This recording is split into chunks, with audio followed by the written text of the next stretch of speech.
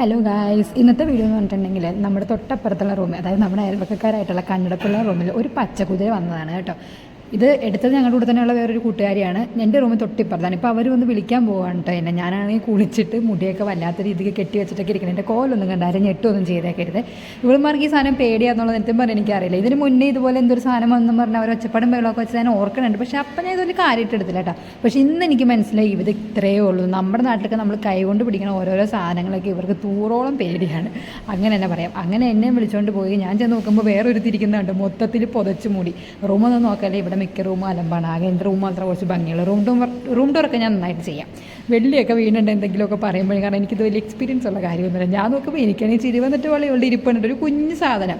പക്ഷേ ഞാൻ കൈകൊണ്ട് പിടിച്ചില്ല, ഞാനൊരു ചെറിയ പേപ്പർ പോലത്തെ സാധനം അവിടെ നിന്ന് മേടിച്ചിട്ട് അതുകൊണ്ട് എടുത്തിട്ട് അങ്ങോട്ട് കളഞ്ഞു കേട്ടോ. പക്ഷേ സത്യം പറഞ്ഞാൽ ഇതൊക്കെ രസമാണ്. ഹോസ്റ്റലിൽ എനിക്ക് ആകെ എൻജോയ്മെൻറ്റ് കിട്ടുന്നത് ഇങ്ങനെ എന്തെങ്കിലുമൊക്കെ ഇവർ കാണിക്കൂട്ടുമ്പോഴാണ്. അങ്ങനെ അതും എടുത്ത് കളഞ്ഞ് ഞാൻ പോയി. അപ്പോഴാണ് ഇവിടെ എത്തുമ്പോൾ വീഡിയോ പിടിക്കേണ്ടതെന്നുള്ളത് ഞാൻ അറിഞ്ഞത് മര്യാദയ്ക്ക്.